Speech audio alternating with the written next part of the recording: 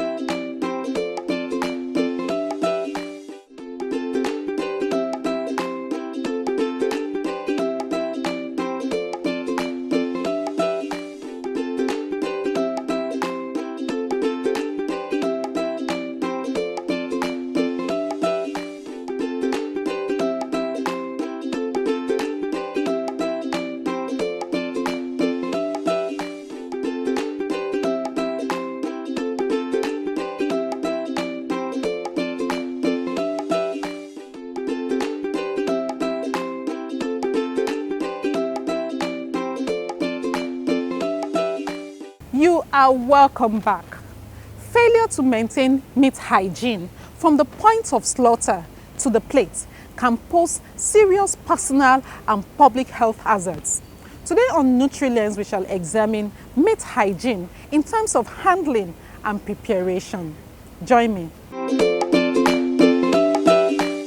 As an important nutritional component which is required in the appropriate quality and quantity towards growth and development of humans, meat provides highest quality of protein sources and all essential amino acids the body needs. However, there are concerns about sanitation practices in handling of meat. This has led many to question the extent to which meat is handled and processed to provide the much needed nutrients. When meat is handled unhygienically, it can get contaminated. Contaminated or improperly handled meat can carry harmful microorganisms such as Salmonella or E. coli, which can cause foodborne illnesses. These illnesses can range from mild discomfort to severe illness or even death in some cases, especially in vulnerable populations like children, the elderly, and people with weakened immune systems. The meat industry here has been highly criticized for having poor hygiene, poor handling, meat handling, and storage generally, and most of these things increase consumers' risks of foodborne illnesses. While it is important to choose wisely the source of where our meat of chicken or beef is being slaughtered, nutritionists encourage people to be aware of other certain factors when purchasing meat from meat sellers.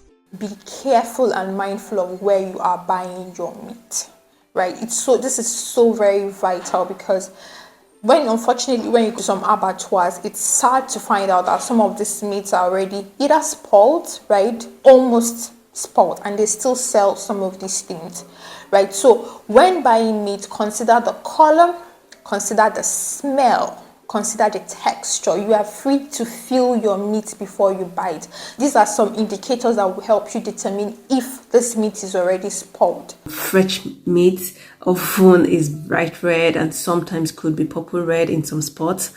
It could also be brown if the packaging materials have deprived it of oxygen, or if the meat has been exposed to light. If the meat's color has changed to green or bluish green, this is an indicator that the meat is getting rotten. Also, the texture of the meat should feel firm, not like the meat is going to fall apart at any moment or with any pull. Avoid discolored meat or if the meat has a strong odor or feels sticky or slimy, you need to avoid such meat. Also avoid meats that have been exposed to fly, dust, or other contaminants in the environment. If you're buying pre-packed meat, check the nutrition label to see how much fat it contains and compare that product with other products to pick the ones that have less fat. It is healthier to go for lean cuts of meats with little or no visible fat. If you're going for poultries, for example, your turkey, your chicken, go for the types that the skin has been removed before cooking. While red meat can be a part of healthy diet, it is best to limit it because research has confirmed that eating a lot of red meat or processed meat probably could increase your risk of bowel cancer. Touching meat with your bare hands can transfer bacteria that are on the meat to your hands and then to any other foods that you touch with that same hand. This can cause cross-contamination. Unfortunately, in Nigeria, it is a regular practice that meat sellers display their meat products openly, and for many buyers to carry the pieces of meat with their bare hands and checking for the quality, the size, or even the weight of the meat. You're trying to check how heavy the piece of meat you want to buy is. To keep the meat safe, it is best not to touch the meat if you want to buy a portion of it. If you must touch the meat, you can wear a disposable glove that can be discarded immediately after you touch the meat. If you do not have disposable gloves, what you can then do is, of course, still touch the meat directly, but ensure that you wash your hand with soap and water immediately. If you don't have soap and water immediately, you can then get to use hand sanitizer for the time being. And once you find water, you can then use that to wash your hand with soap. In addition, ensure that you separate raw meat from other foods in your shopping bags or basket. This will help, prevent the blood dripping from the meat from contaminating other items that you have in your shopping bag. Food experts also offer some safe food processing tips when preparing meat at home. When you get it home, if you're not cooking immediately, store properly. Please store it well refrigerated, right? And if you're gonna cook immediately, then cook properly. Raw and undercooked meats actually increase, consumers' risks to foodborne illnesses, food poisoning, please, right? Store raw meat away from cooked foods or foods that you wouldn't normally cook. For example, your fruits, your vegetables, or even salads. The best place to store raw meat is at the bottom of your fridge or freezer. This is to stop any leaking juice from the meat, which may contain harmful bacteria from dripping onto other foods and causing contamination through that. Storing raw meat in containers can also be helpful in catching any juice and saving unnecessary cleaning up because you've been able to store the leaking juice into the container. You should make sure you wash every container that you use for raw meat to prevent contamination. If you want to store frozen meat and cook it later, it is best to remove it from the freezer and then put it in the fridge. This allows slow and safe thawing. Make sure you use the stored meat within 2 days.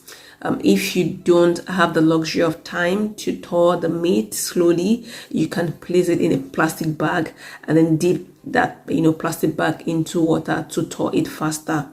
Do not refreeze meat once it has been you have defrosted it completely. You can choose to cook it immediately and then store it in the freezer after cooking it safely. As cooking meat makes it easier to digest and kill harmful germs, it is also important to cook meat the healthiest way. Meat safety and cooking temperature are closely linked together because cooking meat to the right temperature is one of the most effective ways to kill harmful bacteria and other pathogens that may be present in raw meat. Hence, it is very important to cook meat thoroughly for safety. When you cook your meat, before you consume them, Check if the pieces of meat are steaming hot all the way through. You can also check if the broth is clear with no red color and if no part of the meat is still red or has pink colors. You can also invest in what we call a food thermometer to check whether the meat has reached a safe minimum internal temperature. A safe internal temperature is basically the degree of hotness that is high enough to kill harmful germs that can cause food poisoning. The minimum temperature, internal temperature for different meat vary, but they are often within 63 degrees Celsius to 74 degrees Celsius. When you think your food is done, place the food thermometer in the thickest part of the meat and check what the safe minimum internal temperature is, and that gives you an idea if your meat is fully done and it's ready to eat. There are healthier ways to cook meat to actually maximize the nutrients you get from that meat, and as well as also reduce, what we call the formation of certain kinds of carcinogenic compounds, cancer-causing compounds. Right? It's been found that cooking meat in high temperature causes the formation of things, carcinogenic compounds such as heterocyclic amines, some phenolic compounds, right? And consistently consuming this compounds can lead to, cancer over time. So first things first, it's important that you avoid high temperature cooking for your meat. Usually it's good to tilt more into slow cooking. Let your meat take time to cook, right? Slow cooking, stewing it, right? Also, you talk about grilling in low heat. Grilling. You talk about roasting, still in low heat. You talk about boiling, right? And then also to think about poaching your meat. You also avoid things like frying as much as possible, because in frying you're just basically increasing intake of oils, calories and fat. And if you must fry, I would always highly recommend the use of an air fryer, right, to fry as much as possible. When you grill your meat directly over an open fire, the fats and the juice from the meat drip onto the surface of the fire, causing flames and smoke. The smoke contains carcinogens, and then that goes ahead to stick to the surface of the meat that you want to consume. When you use smoking as a method for cooking, also these carcinogens can be formed.